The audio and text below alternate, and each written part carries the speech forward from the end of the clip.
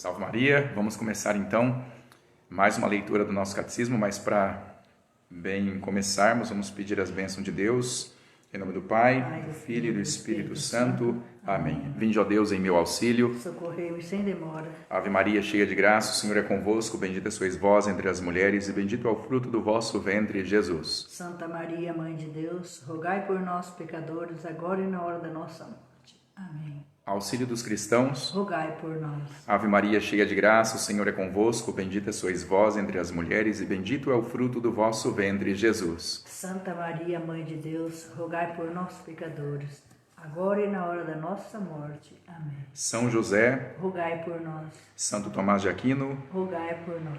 em nome do Pai, do Filho e do Espírito Santo. Amém. Muito bem, vamos dar sequência então, falando ainda sobre o sacramento da penitência. Estamos na segunda parte dos sacramentos e agora, continuando de onde nós paramos, sobre a confissão ou acusação. Então, qual que é a grande utilidade da confissão e da acusação? Os bons cristãos estão geralmente persuadidos de que as manifestações de santidade, piedade e religião, que a imensa bondade de Deus até hoje conservou em sua igreja, devem ser atribuídas em grande parte à confissão. Ninguém estranha, portanto, que o inimigo do gênero humano, querendo arrasar a fé católica, faça seus escravos e apaniguados lançarem mão de todos os meios para investir contra esse baluarte da virtude cristã. Então, o demônio ataca muito a nossa confissão, ele faz de tudo para a gente não confessar. Desta persuasão geral, podem os padres inferir o cuidado e interesse com que lhes incumbe explicar esta parte da penitência. Letra A. Perdão dos pecados. Em primeiro lugar, os padres ensinarão que para nós havia muita vantagem, digamos até absoluta necessidade de que fosse instituída a confissão. Reconhecemos, sim, que a contrição apaga os pecados, mas quem ignora que ela deve ser tão forte, tão intensa e tão ardente que a veemência da dor esteja em justa proporção com a gravidade dos pecados? Quem duvida disso? Ora, como são muito poucos os que chegam a esse grau de arrependimento, segue-se que muito poucos poderiam, por esse meio, esperar o perdão de seus pecados. E é justo, né, pensar isto, porque se o pecado é proporcional a quem foi ofendido, no caso nosso Senhor que é infinito, então a gente deveria ficar muito preocupado com o nosso pecado, né? Mas, diz o catecismo, pelo poder das chaves confiado à igreja. Por isso, era necessário que nosso Senhor, em sua grande clemência, providenciasse um meio mais fácil para a salvação dos homens em geral. Assim o fez realmente quando, por um desígnio admirável, entregou as chaves do reino dos céus à sua igreja.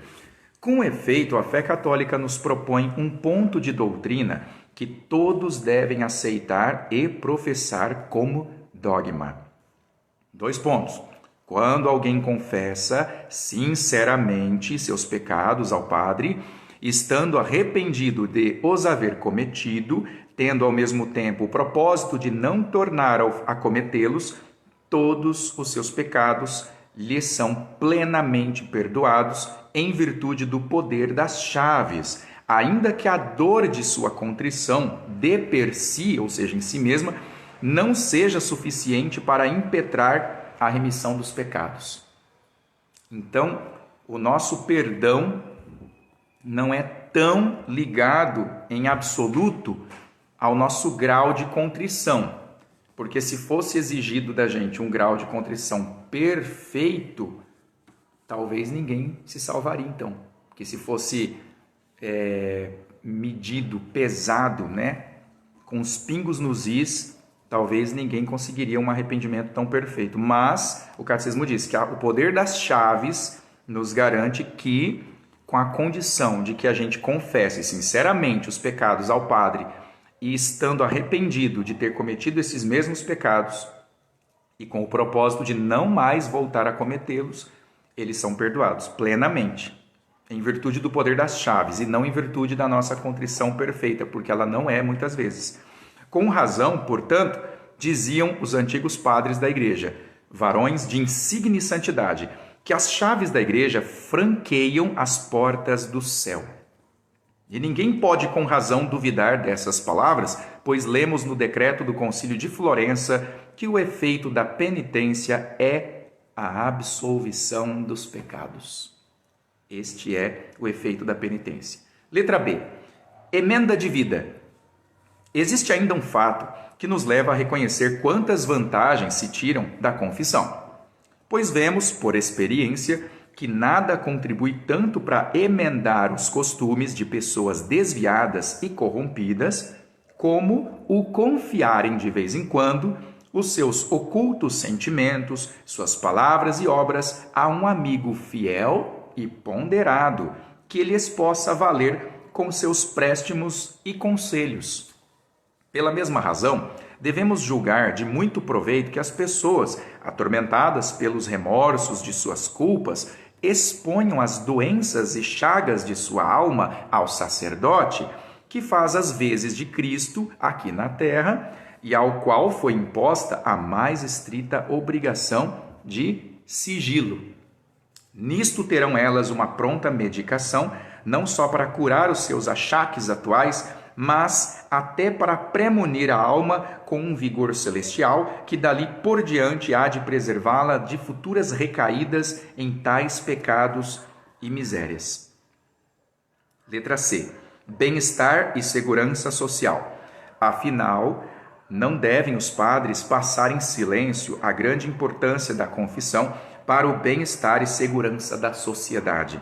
Se eliminarmos da vida cristã a confissão sacramental, é certo que em toda parte se insinuarão crimes ocultos e nefandos. Depois, os homens não terão vergonha de cometer publicamente outros crimes mais graves ainda, uma vez que se depravaram com o hábito de pecar. Ora, o pudor natural de confessar impõe uma espécie de freio à desenvoltura do pecado e reprime os maus sentimentos do coração. Esse é o pudor natural.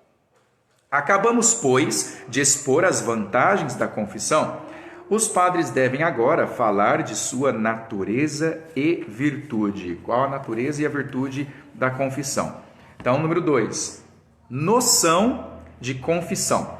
A confissão se define como uma acusação sacramental dos pecados feita no intuito de alcançarmos perdão mediante o poder das chaves. Esta é a definição de confissão.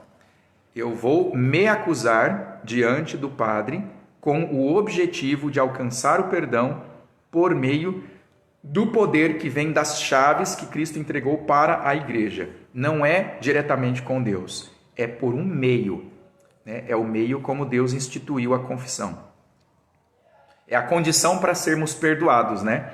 Com propriedade, dizemos ser uma acusação porque os pecados não devem ser relatados como se quiséssemos fazer gala de nossos atos condenáveis, à semelhança dos que se alegram de terem procedido mal. Nem devemos dizê-los com displicência, como se estivéssemos a recrear ouvidos ociosos com histórias amenas. Não, na intenção de acusar-nos a nós mesmos, devemos enumerar de tal forma os pecados que também sintamos em nosso coração o desejo de penitenciá-los. Todavia, se confessamos os pecados, é para alcançar o perdão, né? Nisso está justamente a enorme diferença entre este tribunal e as ações judiciais que se movem contra crimes graves. Estas prevêem para o réu confesso, pena e execução, em vez de isenção da culpa e condenação do delito. Embora usassem de outros termos, era quase neste mesmo sentido que os santos padres definiam a confissão. Haja vista ao que declarava Santo Agostinho, abre aspas, ela é uma declaração pela qual se descobre uma doença oculta na esperança do perdão. Olha só. E São Gregório diz, abre aspas, confissão e detestação dos pecados. Então é confessar e detestar. Não é só você relatar ao padre. A confissão, segundo o catecismo está nos ensinando, não é relatório. É relatório acusatório. Você relata se acusando, detestando aqueles pecados. Ou aquele pecado, né? Aí vem. Ambas as afirmações se reduzem facilmente à nossa definição, porque nela estão contidas. Então, número 3. Confissão, instituída por Cristo. Letra A, o momento histórico. Agora vem um ponto a que se deve ligar a máxima importância. Os padres ensinarão e dirão aos fiéis com plena segurança que este sacramento foi instituído como efeito da infinita bondade e misericórdia de Cristo nosso Senhor, que, abre aspas, fez bem todas as coisas, fecha aspas, unicamente por causa de nossa salvação. Pois, estando os apóstolos reunidos no mesmo lugar, Cristo bafejou-os com o seu hálito e disse-lhes, abre aspas, recebei o Espírito Santo, a quem perdoardes os pecados, ser-lhes-ão perdoados, e a quem os retiverdes, ser-lhes-ão perdoados, e a quem os retiverdes, ser-lhes-ão retido. Então, está aqui o poder das chaves, né? O próprio Cristo soprou sobre o magistério. Letra B. Qual é o argumento bíblico para a confissão? De onde a Igreja Católica retirou a confissão?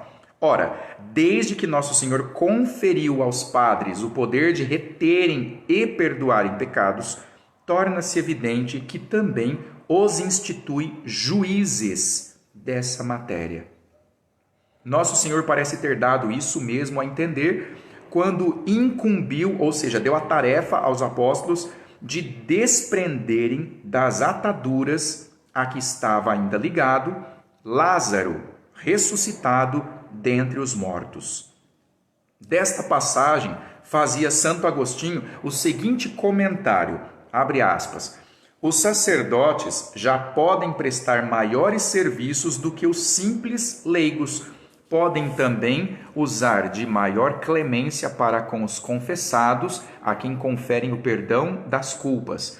Sem dúvida, quando Nosso Senhor, por meio dos próprios apóstolos, entregou Lázaro ressuscitado aos discípulos, para que estes o desatassem, queria mostrar com o poder de desligar, ou melhor, queria mostrar como o poder de desligar fora entregue aos sacerdotes.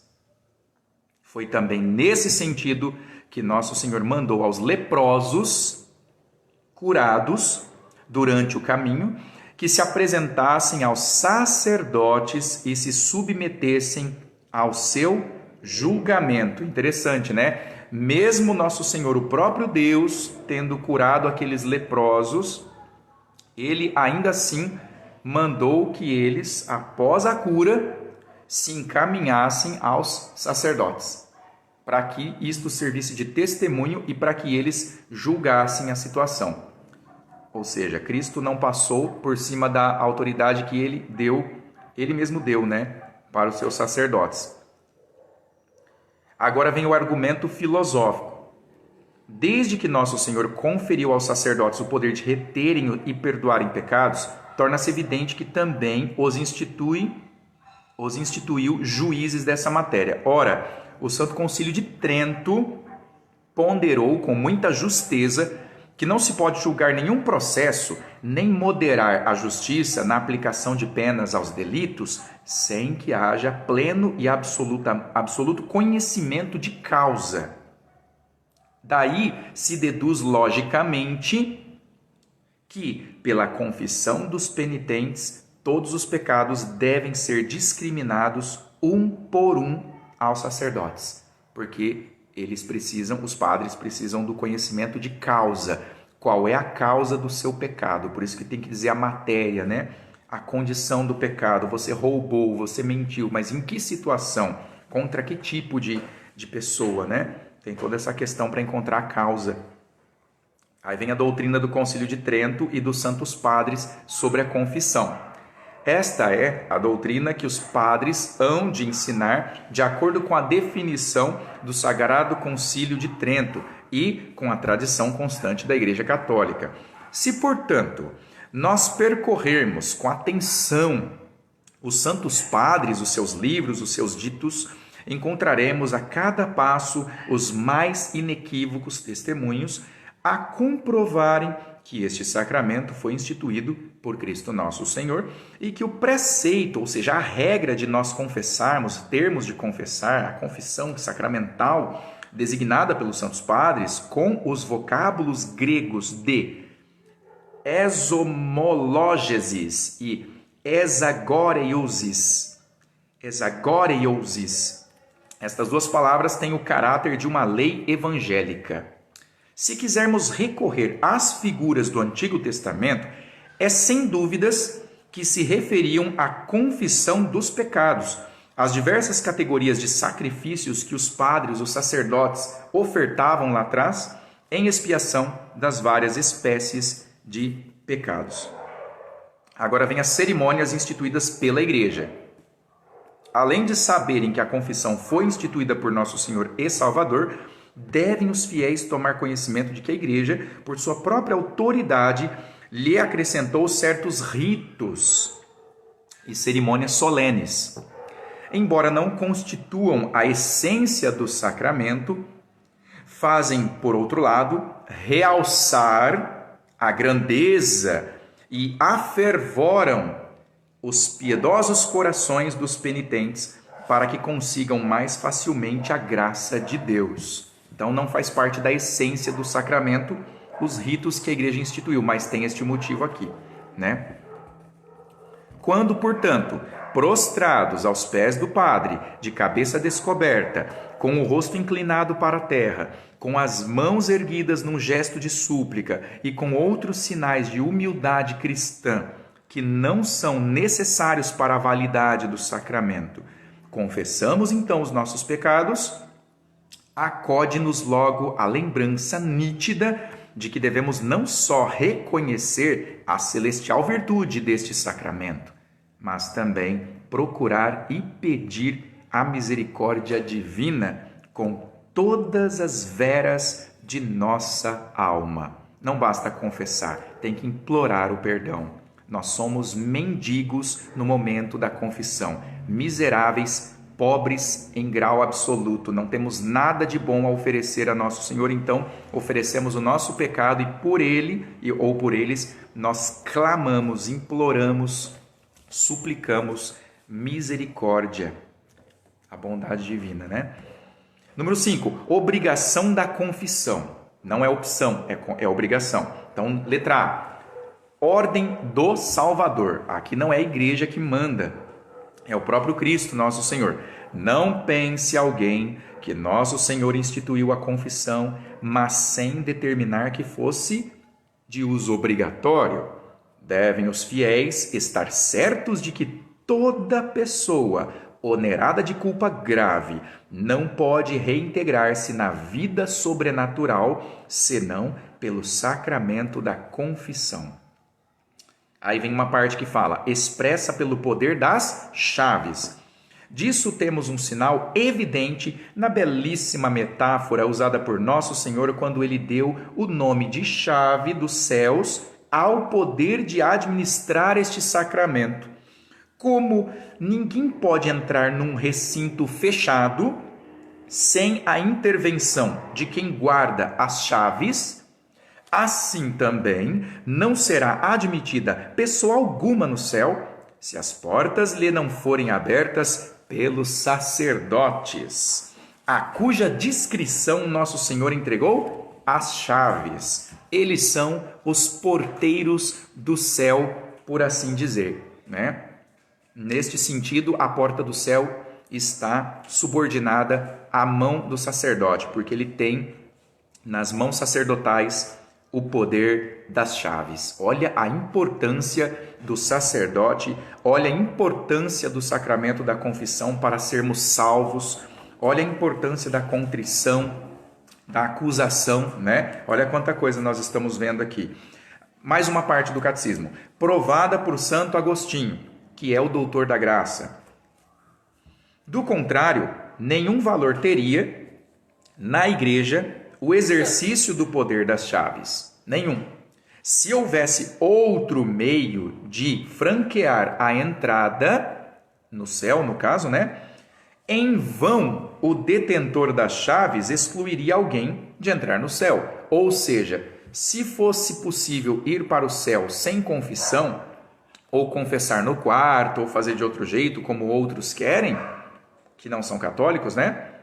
Então seria em vão toda a questão da instituição do sacramento da penitência.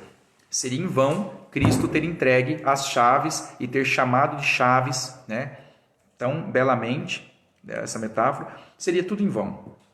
Santo Agostinho reconheceu essa situação com muita perspicácia quando assim se expressava: ninguém diga de si para consigo, eu faço penitência às ocultas, escondido, na presença do Senhor. Deus sabe o que me vai na alma e me dará perdão. Deus conhece o meu coração. Então eu faço no meu quarto quietinho, escondidinho. Seriam então infundadas aquelas palavras: o que desligardes na terra será desligado também no céu? Seriam infundadas? Cristo teria dito isso em vão? Por acaso? Será que as chaves foram confiadas inutilmente à Igreja de Deus, então? Para que tanta ênfase no poder das chaves? Se existe outra forma de se confessar, como protestantes querem dizer, né? Para quê? Mas está na Escritura que eles tanto adoram, que eles tanto idolatram o livro, não a Escritura, mas o livro. Cadê? Eles deveriam seguir. Essa parte aí eles não vê, né? Não entende, e é teólogo. Pois é. Não é qualquer um, não. E Santo Ambrósio, o mestre de Santo Agostinho, no passado, vai dizer, ele vai colocar aqui num livro chamado Sobre a Penitência, onde confuta a heresia dos novacianos, segundo os quais estes hereges diziam, né, que o poder de perdoar pecados deve reservar-se exclusivamente a Deus nosso Senhor. Só Cristo perdoa os pecados. Quem dizia isso? Os hereges chamados novacianos. Então a gente pode dizer que o protestante é um neo-novaciano. Ele é um novaciano que está repetindo a heresia deles. Então todo protestante é um herege, por definição, né? O protestantismo é uma heresia. Então, olha só, eles diziam: queria eu saber, diz ele, quem honra mais a Deus? Aquele que obedece às suas ordens ou aquele que lhe opõe resistência? Deus mandou-nos obedecer aos seus ministros. Quando, portanto, lhes obedecemos, somente a Deus é que prestamos homenagem. Óbvio, né? Se Cristo disse verbalmente, da própria boca dele, quem vos ouve, a mim ouve. Ué, então quando nós obedecemos ao magistério da igreja, às recomendações do Santo Padre, dos bispos e dos padres que estão em comunhão com a tradição e a Escritura, né? Então nós estamos obedecendo a Cristo. E a única forma de obedecer a Cristo é assim. Não existe outro jeito de obedecer a Cristo Jesus se não for obedecendo aos padres, aos bispos e ao Papa. Não tem outro jeito. Por isso que até o Papa Francisco falou há uns anos atrás, numa homilia, ele disse assim: não existe Jesus Cristo em nenhum aspecto sem a igreja. Não existe. Deu adentro. Não tem como. Não tem. Ah, eu sou cristão sem placa de religião. Impossível. Tá errado. Não existe. Impossível isso. É a mesma coisa que dizer assim, ó: eu gosto bastante de fazer um círculo quadrado ou um quadrado redondo. É impossível, não tem como. Falar de Cristo fora da igreja, não tem como. Porque Cristo tem um corpo. um corpo místico, do qual ele é a cabeça e o resto são os membros. Os fiéis e o magistério vivo da igreja, dos que estão aqui na igreja militante, constituem o corpo místico dele, junto com as almas do purgatório e as almas do paraíso, né? Então, quem está fora deste corpo místico está estéril, é um corpo morto, não faz parte de corpo nenhum. É como se fosse uma pedra. Assim como até a Leonie comentou, quando a gente amputa um membro do corpo, automaticamente aquele membro não tem mais alma. Ele apodrece, ele morre. Ele deixa de ser membro do corpo para virar um objeto cadáver, que apodrece. Da mesma forma, um herege que se ausenta do corpo místico da igreja, ele morre. Por isso que Cristo fala, ainda que vivas, estás morto. Sepulcros caiados, ou seja, é uma aparência de vida. Ele está vivo ali, ele respira, ele está vivo para a carne, mas a alma já está morta. Se morrer, já está no inferno, está morta. Precisa religar com a igreja. É muito sério isso, né? E a gente vê que tão poucos dão crédito, né? Por isso que Santo Ambrósio diz, quem é que honra mais a Deus? Quem obedece o que ele mandou ou quem fica inventando interpretações para opor resistência a Cristo? Lutero diz, eu não me confesso com o padre, não precisa. Confessa com Deus no seu quarto. Calvino, esses protestantes todos. Mas espera aí, Cristo mandou obedecer os pastores dele, os ministros dele. Então, quem está opondo resistência não somos nós, são eles. Inventaram coisas torpes, né? É o orgulho também, né? O orgulho é terrível, né? A soberba, o orgulho. Aí vem a idade obrigatória para confessar, hein? Depois de averiguarmos acima de todas as dúvidas que o preceito da confissão foi decretado pelo próprio nosso Senhor, cumpre agora estabelecer para quais pessoas, para qual idade e para qual época do ano entra em vigor a obrigação de confessar.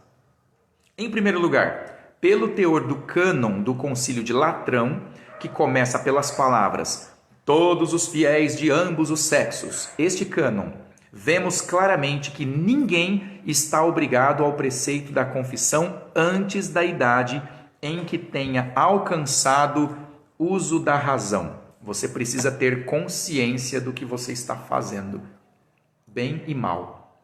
Se eu não sei o que é o bem e o mal, ou seja, se eu ainda sou uma criança, no sentido mais ingênuo, né? Quando eu estou na fase mais imatura da minha consciência, uma criança mesmo, antes dos 7 anos não tenho como confessar meus pecados. Seria inválida a minha confissão praticamente, né? Não tem consciência, eu estou confessando o quê? Então, há uma desproporção muito acentuada entre o arrependimento e a consciência do grau de pecado na criança. A criança de 4 anos, ela pode até ter uma noção de que fez algo errado, que desobedeceu, mas ela não tem a noção madura, a ponto de chegar ao padre e falar, eu pequei, eu quero me redimir. Ela não vai ter isso, né? Então é bem científico até, né? Do ponto de vista da psicologia moderna, faz todo o sentido. Não precisamos do Freud para explicar isso, né?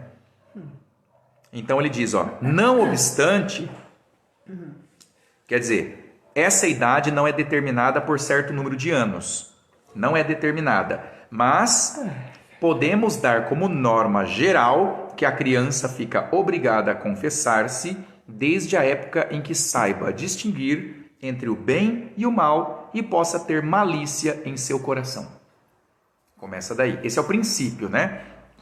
Quando, portanto, a pessoa chega à idade de tomar decisões acerca da eterna salvação, começa para ela a obrigação de confessar seus pecados ao sacerdote, porque de outra maneira não pode esperar salvação quem tenha a consciência oprimida de pecados. Ou seja, a partir do momento que o ser humano sabe que pecou contra Deus e que ele sabe quem é Deus, ele tem que confessar para o padre isso. Porque ele não pode morrer com a consciência acusando ele assim. Não pode, senão não entra no céu. Porque quem é que vai privá-lo do céu? A consciência dele. Não é Deus. Se morrer em pecado mortal sem confessar, não é Deus que vai barrar você no céu. É você que não vai querer entrar. Porque a sua consciência vai ser juíza. Ela vai dizer, não, você não pode, não vai. Aí você não vai, a sua vontade, ela não vai conseguir uma harmonia com a inteligência, né? Tipo isso, e você não vai conseguir entrar no céu. A consciência não vai deixar. Antes de Deus falar que você não pode entrar, a consciência vai falar, não dá, não posso ir para lá, vou ter que ir para o inferno. Meu lugar é ali, vou ter que ir ali sofrer. Não tem jeito. Por isso que tem que confessar, né? Baixou um peso na consciência, corre para marcar a confissão. Corre. Não é para amanhã. Se aparecer agora, onde tiver um padre, procura. Aí vem a confissão anual. Quanto ao tempo em que urge a obrigação de confessar, a Santa Igreja já o determinou no cânon suprastado, porque decretou que os fiéis confessem seus pecados ao menos uma vez cada ano, a cada 365 dias. 12 meses. Então, letra D, confissão em perigo de vida. Além disso, não devemos negligenciar a confissão todas as vezes que o exija a segurança de nossa salvação, como acontece em perigo iminente de vida ou quando nos dispomos para qualquer ação que não seria lícita ao homem em estado de pecado, por exemplo, a administração ou recepção dos sacramentos. A mesma obrigação se impõe igualmente quando receamos que nos esqueça alguma falta cometida. Não podemos confessar pecados de que já não temos lembrança. De outro lado, não alcançarmos de nosso Senhor o perdão de nossas culpas, a não ser que sejam eliminadas pela acusação no sacramento da penitência. Agora vem o número 6. Propriedades. A confissão deve ser como? Dos vários requisitos que devemos observar na confissão, uns se referem à essência do sacramento, enquanto outros não são de absoluta necessidade.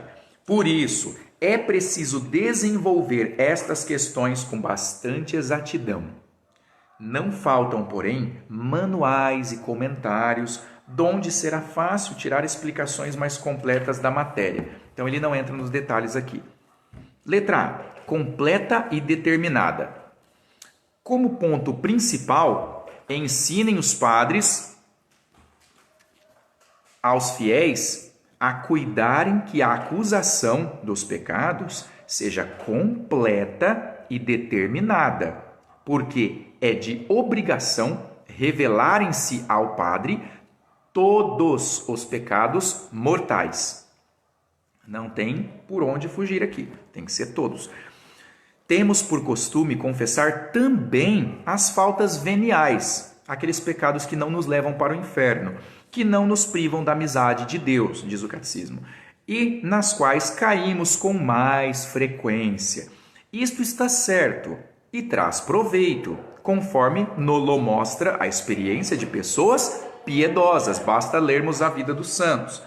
Porém, não vai nenhum pecado em omitir-se as faltas veniais, porque há muitos outros meios de repará-las. Entenderam aí? Pegaram? Quando você omite na confissão um pecado venial, você esqueceu, você, aconteceu isso aí, você não tem nenhum pecado nisso, porque não é só na confissão que você pode apagar esta culpa. Claro que se você lembrar na hora da confissão, confessa, você já está ali mesmo, Quanto mais confessar, melhor. Mas aqui o catecismo é claro, não vai nenhum pecado em omitir-se as faltas veniais, porque há muitos outros meios de repará-las. Na Santa Missa, na comunhão, a gente vai ver aqui. De todos os pecados mortais, Ele fala para confessar obrigatoriamente. Quanto aos pecados mortais, aqueles que levam a nossa alma para o quinto dos infernos, Então, como já dissemos, é preciso enumerá-los todos, por mais ocultos e encobertos que sejam, e talvez só pertençam aos pecados proibidos pelos 2 últimos preceitos do Decálogo. os 2 últimos dos 10 mandamentos. Muitas vezes, tais pecados ferem mais profundamente a alma do que os pecados que os homens costumam cometer de maneira pública e manifesta. De mais a mais, esta é uma doutrina definida pelo Santo Concílio de Trento e sempre ensinada pela tradição da Igreja Católica, conforme nolo declaram os testemunhos dos santos padres. Aí vem segunda doutrina da Igreja e dos santos padres. Santo Ambrósio, por exemplo, se pronunciou da seguinte maneira: ninguém pode justificar-se do pecado sem fazer confissão do mesmo pecado.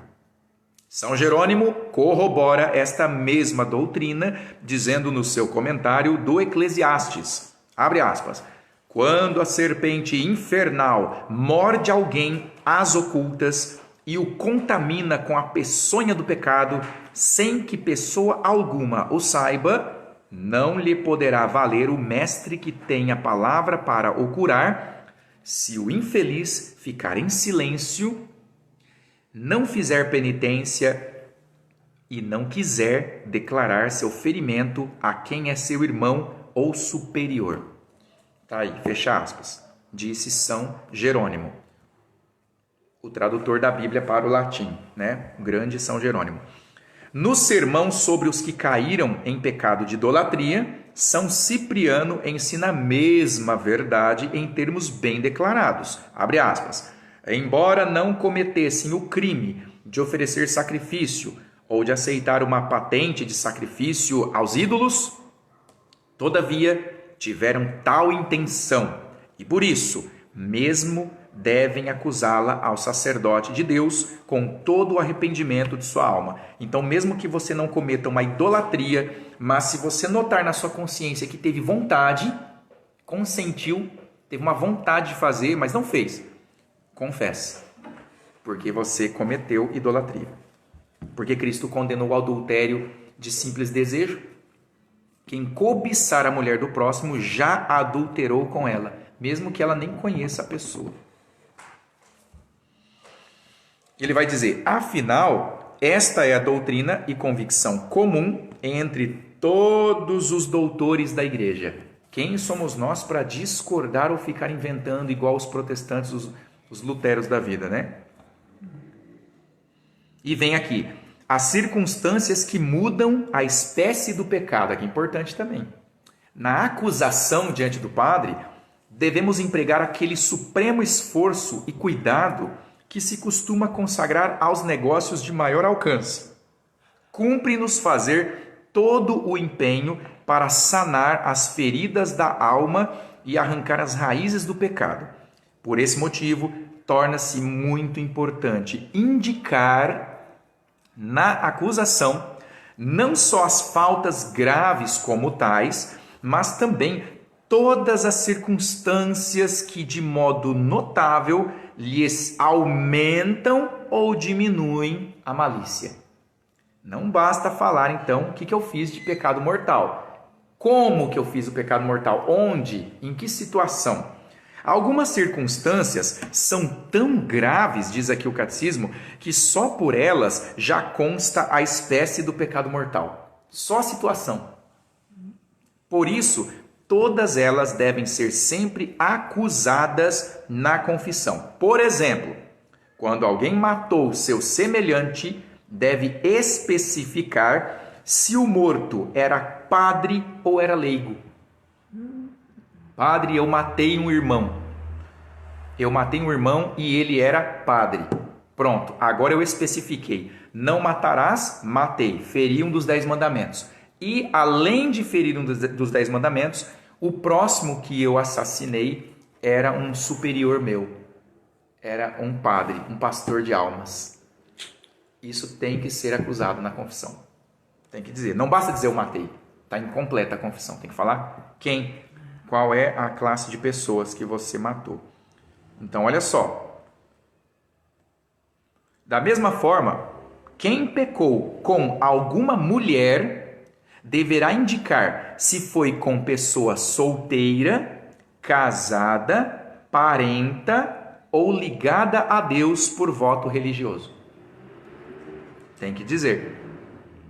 Porque cada uma destas relações tem um peso diferente no pecado. Porque um casado cometer adultério com uma solteira é só o adultério. Se ele comete adultério com uma casada, é mais do que adultério duplo. Se ele comete o adultério com uma freira, aí piorou. Porque ele cometeu adultério contra a esposa dele e ela adultério com Cristo, porque ela era casada com Cristo. Então foi uma mistura de pecados, um em cima do outro, e aí pesou muito mais a balança da condenação. Então precisa de uma confissão rigorosa aí, contrição, etc. Ele diz: estas circunstâncias, porque são situações, né, constituem várias espécies de pecado. Na linguagem dos teólogos moralistas, o primeiro desses casos seria simples fornicação. Ou seja, ele pecou com uma mulher, pessoa solteira, né? Com pessoa solteira é fornicação. Então, a relação que cabe aos casados, mas realizada no namoro, é uma fornicação. Fornicação. Então tem que falar: padre, eu forniquei. É assim. E aí vai. O segundo, com pessoa casada, é adultério. O terceiro, com pessoa parente, é incesto. E o quarto, com uma freira, uma monja, é sacrilégio. Não. Então, olha como é que tem que ser a confissão. É um raio-x do seu pecado. Padre, eu pequei. Pecou como filho? Eu pequei, padre, com fornicação com minha namorada. Aí está explicado. Fornicou com a namorada. Padre, eu pequei. Eu pequei com adultério. Porque a mulher era casada ou eu era casado. Padre, eu pequei com sacrilégio. Porque eu me uni a uma religiosa. Sacrilégio. Tá vendo? E cada um destes pecados tem um grau de afronta a Deus. É uma ofensa diferente, não são iguais. O furto, por exemplo, deve ser tido também como pecado. Claro, furtar, né? Mas quem furta uma moeda de ouro comete pecado menor do que a pessoa que furta 100 ou 200 moedas, ou até uma enorme quantia de ouro, sobretudo quando se trata de dinheiro destinado a fins sagrados. Eu roubei uma moeda de ouro do dízimo da igreja. Aí piorou. Além de ter furtado, você furtou de Deus. Aplicam-se os mesmos princípios às circunstâncias de lugar e de tempo. Os exemplos atinentes se tornaram tão conhecidos através das obras de muitos autores que já não precisamos lembrá-los neste lugar. Como dissemos, são estas as circunstâncias que devem ser declaradas. Podemos, entretanto, omitir sem culpa alguma as circunstâncias que não aumentam consideravelmente a malícia formal de um pecado. Se você aí aqui a gente vai saber isso no exame de consciência. Se eu perceber que o horário que eu pequei não vai aumentar e nem diminuir o meu pecado, eu não vou dizer para o padre. Para que eu vou dizer o horário? Nem precisa me preocupar. Agora, se o lugar onde eu pequei aumenta a malícia do meu pecado, eu sou obrigado a publicar para o padre. Padre, eu pequei nesta matéria contra esse tipo de pessoa. Ah, e foi nesse lugar. Foi na sacristia. Foi dentro da igreja. Foi diante do sacrário.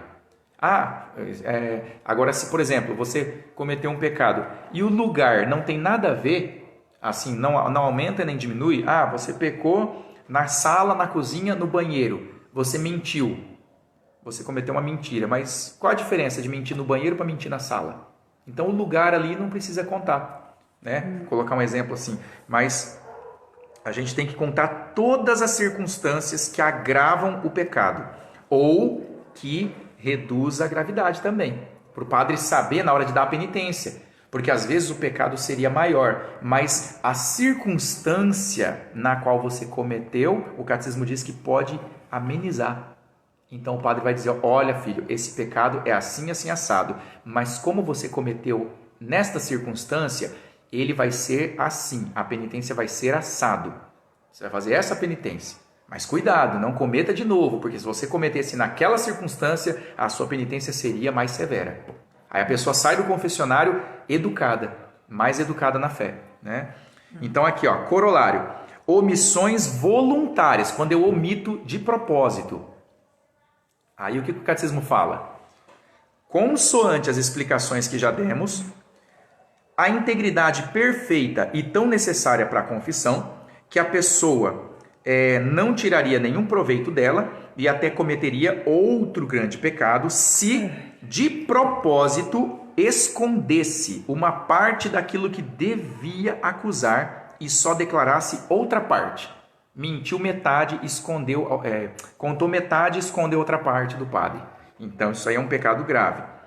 Aí ele diz: nessas condições, a enumeração dos pecados nem merece o nome de confissão sacramental.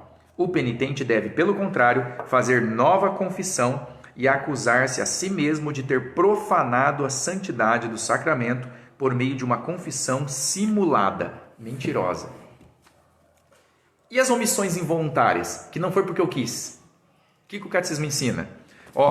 No entanto, se por outro motivo houver falta de integridade na confissão, ou seja, ela não foi integral, não foi íntegra, não foi completa, seja porque o penitente esqueceu alguns pecados, ou porque não devassou bastante todos os recônditos da consciência, ou seja, não fez um exame completo, profundo, ele não cavou profundamente a consciência, embora tivesse sempre a intenção de acusar todos os pecados, mesmo assim não conseguiu, em tal emergência não tem o penitente nenhuma obrigação de repetir a confissão.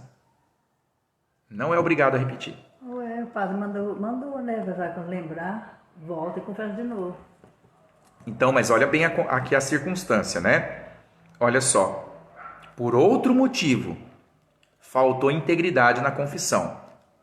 Ou porque na hora de confessar eu me esqueci, ou porque eu não devassei bastante todos os recônditos da minha consciência, eu não fiz aquela checagem, sondagem profunda, embora com toda a intenção de me acusar. Eu fui com sinceridade, eu fui para confessar tudo, falar abertamente e arrependido mesmo. Só que eu não consegui fazer aquele exame perfeito. Aí o catecismo fala: em tal emergência não tem nenhuma obrigação de repetir a confissão. Você não precisa correr de novo no outro dia e falar: padre, eu tenho que confessar de novo porque eu esqueci aquele pecado. Não é assim.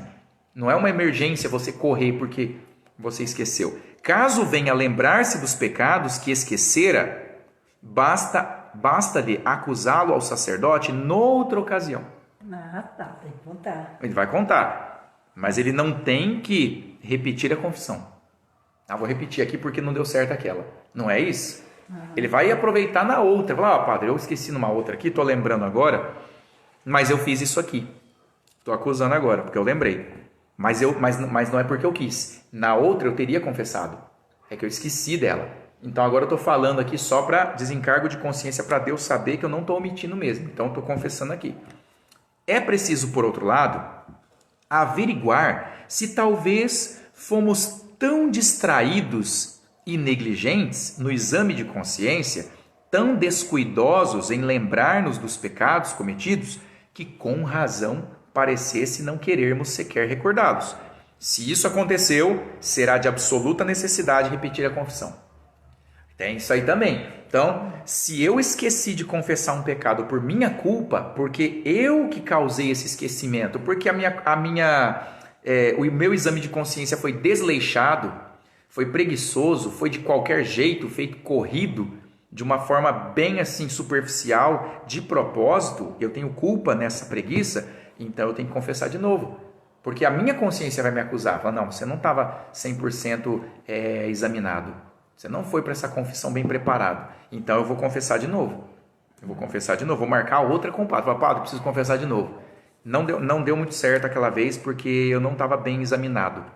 E eu esqueci um monte de pecados por minha culpa. Eu que não fui diligente. Eu tive preguiça de fazer aquele exame mais detido. E aí eu esqueci um monte. Mas é tudo culpa minha. Não é porque eu falhei assim de outro jeito, não. Mas é por culpa mesmo. Aí vem aqui, ó. A confissão tem que ser singela e franca. Além do mais, é preciso cuidar que a acusação seja clara, singela e franca, sem aquelas divagações que muitos fazem, como se quisessem antes dar contas de sua vida em geral, em vez de acusar os seus pecados. Fica justificando para o padre, né, padre? Então, né, sabe? Porque a gente é fraco, né, padre? Então, a gente cai, né, padre? Ó, eu fiz isso. Não é para fazer divagações, é acusar, é o objetivo. Aqui o catecismo fala, a acusação tem que ser clara, singela e franca. Na acusação, nós devemos nos mostrar ao padre da mesma maneira que nos conhecemos a nós mesmos. E apresentar como certo o que for certo e como duvidoso o que for duvidoso. Ora, se não dissermos todos os pecados, ou se nos metermos em explicações fora de propósito, é claro que a acusação não terá as qualidades que dissemos. Então pode ser que você perca a qualidade da confissão nessa conversa toda com o padre, nessa enrolação, né? Agora, outra coisa, a confissão precisa ser discreta e reverente. Muito para louvar são aqueles fiéis que, na hora de expor os seus pecados, dão prova de certa discrição e reverência, pois não devemos demasiar-nos em muitas palavras, mas com modesta brevidade dizer somente o que for necessário para declarar a natureza e as circunstâncias de cada pecado. Qual a natureza do seu pecado? É furto, é mentira, é roubo, é adultério, é fornicação? O que é? Padre, eu forniquei. Quantas vezes? 3 vezes. Onde, quando, por quê? É assim. É isso. É falar assim, pá. Filho, então, esse pecado é assim, te oriento a fazer isso, sua penitência é essa. Eu te absolvo, acabou. Próximo. E vai assim. Não tem que chegar ao padre, então a vida está difícil, padre. Olha, a gente não consegue evitar o pecado, né, padre? Olha, não é isso, né? A confissão não é isso. Isso pode até perturbar a sua confissão. E tem outra coisa aqui, ó. A confissão tem que ser secreta. Particular solicitude devem ter, assim, o penitente com o sacerdote em conservar secretas as palavras trocadas na confissão. Esta é também a razão porque a ninguém formalmente se permite confessar por intermédio de outra pessoa. Por isso que não pode você falar para um terceiro confessar por você. Ou por correspondência, escrever uma carta e mandar para o padre. Porque assim não seria possível fazê-lo secretamente. Outra coisa, a confissão tem que ser frequente. Afinal, devem os fiéis empenhar-se, acima de tudo, em purificar a alma pela frequente confissão de seus pecados. Em vista dos muitos perigos que ameaçam a vida humana, nada pode ser mais salutar para quem tem culpa grave na consciência do que confessar sem demora os seus pecados. Ainda que uma pessoa pudesse contar com largos anos de vida, para nós, que tanto nos esmeramos em remover as imundícies do corpo e do vestuário, seria certamente uma vergonha não impedirmos com igual solicitude que a fulgurante beleza de nossa alma seja empanada pelas ignóbeis manchas do pecado. Ele está fazendo uma comparação bem didática. Se a gente se preocupa tanto em passar desodorante, tomar banho, passar shampoo nos cabelos, ficar purificado da sujeira do dia, do suor, né? do mau cheiro que o nosso corpo exala se não for cuidado. Todo dia a gente toma banho. Seria uma vergonha diante de Deus, da igreja, do mundo, que a gente não tivesse a mesma ou até mais zelo com essa higiene espiritual. Será que a gente toma banho com a confissão igual a gente toma banho no banheiro todos os dias? Então, é uma pergunta que faz a gente refletir, né? É uma pergunta para o nosso exame de consciência. Então, a gente vê que tomar banho é para purificar o corpo das imundícies do dia. É aquela fuligem, o gás carbônico, a fumaça de carro, né? A poeira do dia, aí você limpa a casa, suor, é o fedor. E aí você fala, não, tem que tomar um banho. Eu não estou me aguentando. Aí você toma um banho, o corpo fica cheiroso, perfumado. Beleza. E com a alma? É a mesma coisa. Pecou, você está insuportável para Deus.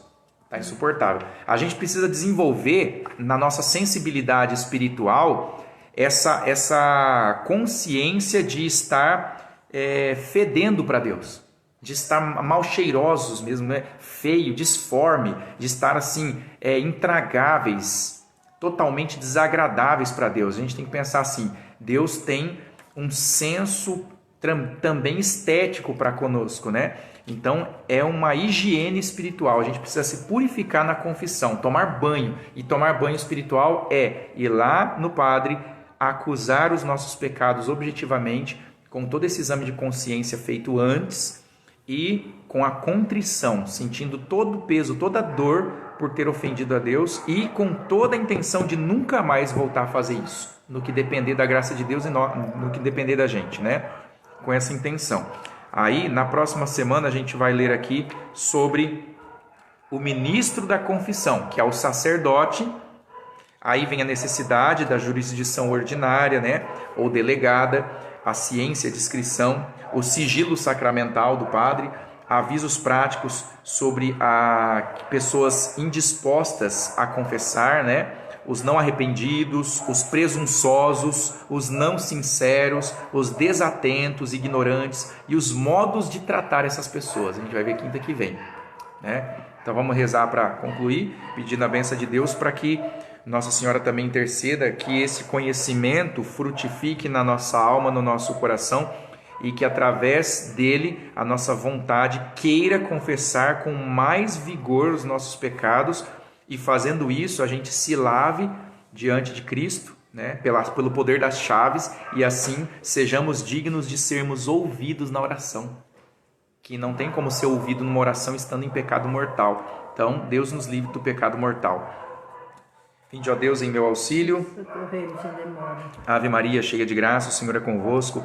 Bendita sois vós entre as mulheres, e bendito é o fruto do vosso ventre, Jesus. Santa Maria, Mãe de Deus, rogai por nós, pecadores, agora e na hora da nossa morte. Amém. Santo Agostinho, Rogai por nós. Doutor Angélico, Rogai por nós. São Pio V e São Pio X, Rogai por nós. Santa Teresinha, Rogai por nós. todos os santos e santas de Deus, Rogai por nós. que recorremos a vós. Estivemos unidos e pela graça de Deus permaneceremos sempre unidos, em nome do Pai, e do Filho e do Espírito Santo. Amém. Salve Maria a todos.